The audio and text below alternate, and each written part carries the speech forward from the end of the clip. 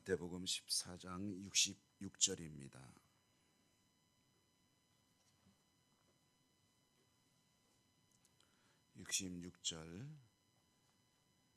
마태복음 14장 66절 마지막 절 72절까지 한 절씩 교독합니다. 베드로는 아랫뜰에 있더니 대제사장의 여종 하나가 와서 베드로가 불 쬐고 있는 것을 보고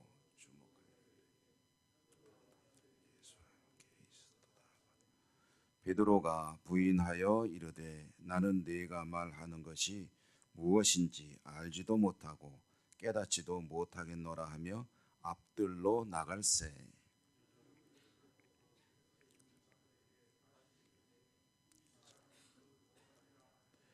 또 부인하더라. 조금 후에 곁에 서 있는 사람들이 다시 베드로에게 말하되 너도 갈릴리 사람이니 참으로 그 도당이니라. 그러나 베드로가 저주하며 맹세하되 나는 너희가 말하는 이 사람을 알지 못하느라 하니 닭이 곧 두 번째 울더라. 이에 베드로가 예수께서 자기에게 하신 말씀 곧 닭이 두 번 울기 전에 네가 세 번 나를 부인하리라 하심이 기억되어 그 일을 생각하고 울었더라. 아멘. 오늘도 주님 은혜 함께 하시기를 기원합니다. 이제 주님께서 고난을 당하시는 장면이 계속 이어지고 우리가 오늘 또 그 말씀 일부를 읽었습니다. 겟세마네에서 기도하시고 또 가룟 유다와 공회에서 보낸 이제 대제사장이 중심이죠. 보낸 사람들에 의해서 이제 주님은 끌려가셨습니다. 어디로 끌려갔냐면 대제사장 집으로 이제 끌려가신 거죠. 거기에서 고난을 겪으시고 또 신문을 당하십니다. 목적은 사형으로 몰고 가기 위한 죄목을 발견하고 그리고 죄목으로 이제 판결을 일단 하는 거죠. 그러니까 이스라엘 백성들의 입장에서 옴짝달싹할 수 없는 그런 죽을 수밖에 없는 죄목을 발견해서 이제 총독에게 넘기는 것이 이 사람들의 목적입니다. 이제 말하자면 결론은 뻔히 나와 있는 그런 신문과 재판으로 가는 거죠. 이때 제자들은 다 주님을 버리고 떠났다고 합니다. 그런데 한 제자는 완전히 떠난 것은 아니고 멀리서 뒤를 따랐다 하는데 그게 누구냐면 베드로죠. 베드로는 멀리서 주님을 따랐는데 주님이 고난 당하는 모습을 이제 어느 정도 안전거리라고 생각되는 부분까지 거리를 확보하고 지켜보고 있는 겁니다. 이 거리, 이 간격이 이제 상징하는 그런 것이 무엇인가를 한번 생각해 봅니다. 베드로와 주님의 거리는 베드로가 생각하는 안전거리입니다. 주님과 동행하면은 겪게 될 그런 위험으로부터 어느 정도 자신의 안전을 보장해 주는 것이고 동시에 주님을 완전히 떠나지도 않고 관계는 유지하는 그런 거리가 바로 이 거리라고 할 수가 있겠죠. 베드로가 있는 곳이 이제 아랫뜰에 있더니라고 했습니다. 이 아랫뜰은 이제 대제사장 무리가 주님을 신문하고 있는 그곳으로부터 약간 떨어진 곳 또는 층으로 따지면 아래층 정도로 이해할 수가 있겠습니다. 그렇게 적당한 거리를 유지하고 있던 베드로가 이때 이제 추울 때거든요. 그리고 밤에는 또 기온이 떨어지죠. 그래서 불을 지우고 있었다 하는데 불은 몸을 따뜻하게 해주는 그런 이점이 있는 반면에 얼굴을 밝혀주는 그런 또 단점도 있습니다. 그러니까 불을 지우고 있으면 내 얼굴에 불빛이 비춰지게 되고 그 불빛에 드러난 베드로의 얼굴을 알아본 사람이 있었는데 그것은 이 대제사장 집의 여종이었다는 거죠. 여종이 아마 이제 관찰력이 뛰어난 사람이었는지 주님과 함께 있던 무리들의 얼굴을 이제 기억하고 그 중에 베드로가 이제 얼굴이 확인이 되니까 당신도 한 패거리가 아니냐라고 이제 물어보는 겁니다. 물어본다기보다는 이제 일종의 드러내는 거죠. 고발.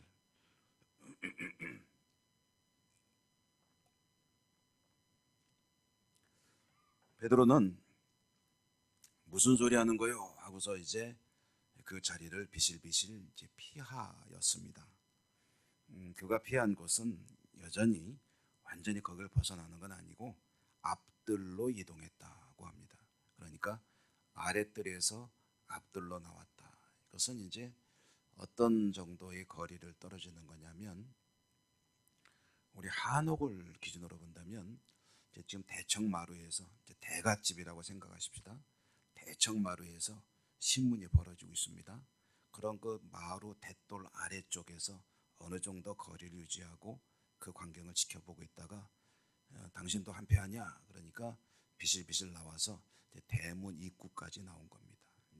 성경에 따라서는 대문 밖이라고 번역하는 성경도 있고 대문 안쪽이 현관이라고 번역하는 성경도 있습니다. 근데 뭐 아니든 밖이든 조금 더 안전한 거리라고 생각되는 곳까지 베드로가 피했다 하는 얘기입니다.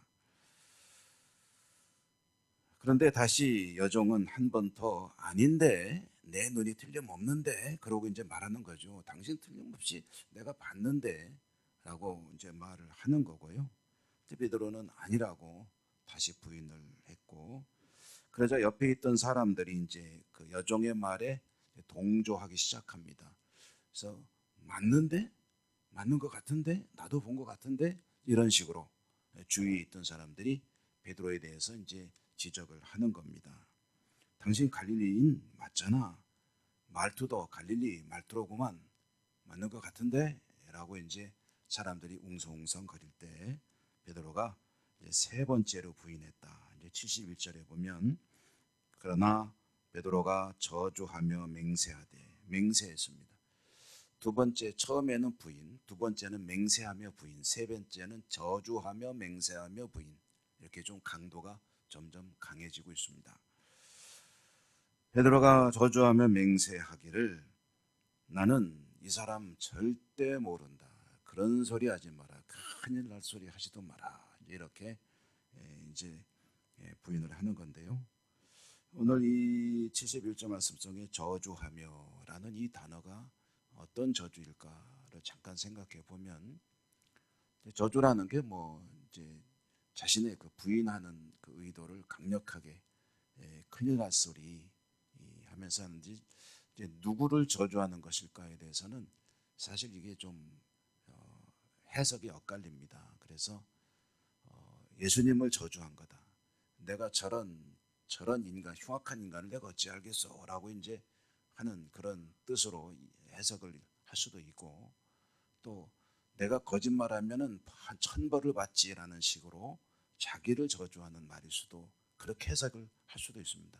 그래서 이렇게도 해석하고 저렇게도 해석하는데 이 두가 어떻게 누구를 저주하느냐 하는 거는 사실 중요한 게 아닙니다. 여기서 중요한 거는 그만큼 강력하게 부인한다.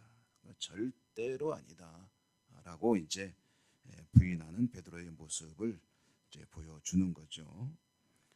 그때 이제 닭이 두 번째 울더라 하니까 베드로가 생각나는 게 있죠. 뭐냐면 주님께서 내가 닭이 두 번 울면 이제 그때 나를 세 번 부인하리라라고 하신 말씀이 있었는데 그 닭 소리 들으니까 닭 울음소리를 들으니까 이제 그 말씀이 기억이 나가지고 오늘 마지막 대목에 보면 그 일을 생각하고 울었더라. 이게 이제 다른 복음서 마태복음에도 똑같은 이야기가 나오는데요. 마태복음엔 조금 더 세게 표현을 했죠. 베드로가 통곡하였더라라고 기록하고 있습니다. 이것은 자신의 연약함을 이제 절감하는 거죠. 사실 마음에는 온유로되 육신이 약하도다라고 주님이 말씀하지 않으셨습니까? 그런 거죠.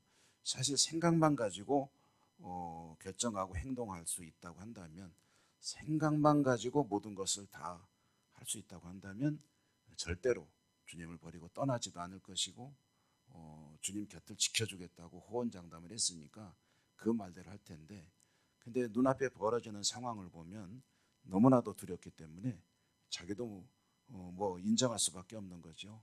그러면서 자신의 모습에 대해서 통곡하였더라라는 것이 이제 베드로의 때늦은 후회이기도 합니다. 오늘 말씀 속에서 서두 부분에서 잠시 이 비중을 두고 말씀드렸지만, 이제 베드로와 예수님의 거리, 이것은 어찌 보면은 일반 성도들이 고민하는 그 거리 문제 이야기가 아니겠는가 하는 생각을 하게 됩니다. 사람들의 생각으로는 베드로도 그랬지만 동행을 원합니다. 지근거리, 가장 가까운 곳에서 주님과 함께 사는 것이 원하는 것입니다. 마음으로는 원하죠. 그러나 현실의 어떤 여러 가지 상황 속에서 어느 정도 거리를 자의로 또는 타의로 두고 살아가는 것이 우리들의 믿음의 현실이죠. 그렇다고 해서 주님을 아예 떠나지는 않습니다. 그렇지만 너무 가까이 가지도 않습니다. 가까이 가다 보면 여러 가지 위험한 상황에 노출될 수 있기 때문에 어느 정도 거리는 유지하는 것이 좋다 하는 그런 생각을 하는 이들도 있고, 또 자신도 모르는 사이에 어느 정도 거리를 두고 있는 자신을 발견하게 되죠. 이것은 거의 예외가 없이 모든 믿음의 사람들에게 적용되는 이야기일 것입니다. 저도 그렇습니다. 그리고 이제 그와 같은 일들에 대해서는 언젠가는 슬퍼할 때가 있죠. 수시로 슬퍼할 때가 있습니다. 새벽마다 하나님 앞에 머리를 조아리고 기도하려 치면, 그러면 하나님 앞에는 자신만만하기보다는 죄송합니다 라는 말이 먼저 나오죠. 늘 주님의 뜻 가운데 동행하는 삶을 원하지만 그렇지 못한 자신의 모습은 참 슬플 때도 있습니다. 어떤 때는 눈물이 나기도 하고, 어떤 때는 그저 그냥 입술로 죄송합니다 라는 그런 말만 할 때도 있죠. 그렇기 때문에 할 수 있는 대로 주님과 가까운 거리를 유지하기 위해서 힘쓰고 애써야 되는 것이 우리의 신앙생활에 이제 분투 노력하는 내용이 되어야 될 텐데요. 쉽지는 않습니다. 그렇지만 성령이 도우시면, 성령이 붙들어 주시면 주님과의 거리는 상당히 단축할 수가 있고, 그리고 그 용기를 낼 수가 있는 것이죠. 틀림없이 주님께 가까워질수록 우리의 삶은 복된 것이 될 것입니다. 우리의 육신이 연약하여 잘하지 못하는데요, 오늘도 주님의 능력에 의지해서 주님과 동행하는 복된 하루가 되시기를 축복합니다. 은혜로우신 하나님 감사합니다. 오늘도 말씀을 주시고 저희들은 말씀을 통해 주님께 가까이 가기를 소망하며 또 다짐도 해봅니다. 하나님 은혜 더해 주시고 능력을 함께 해주시고 믿음의 은사도 풍성케 하셔서 주님과 함께하는 저희들의 믿음과 삶이 될 수 있도록 축복하여 주옵소서. 예수님 이름으로 감사하고 기도드립니다. 아멘. 하늘에 계신 우리 아버지, 아버지 이름을 거룩하게 하시며 아버지의 나라가 오게 하시며 아버지의 뜻이 하늘에서와 같이 땅에서도 이루어지게 하소서. 오늘 우리에게 일용할 양식을 주시고 우리가 우리에게 잘못한 사람을 용서하여 준 것 같이 우리 죄를 용서하여 주시고 우리를 시험에 빠지지 않게 하시고 악에서 구하소서. 나라와 권능과 영광이 영원히 아버지의 것입니다. 아멘. 기도하실 때 여러분의 개인적인 기도 제목과 우리가 늘 함께하는 기도 제목들을 하나님께 간구해 주시기 바랍니다. 다 같이 주여 한번 부르고 하나님께 기도하겠습니다.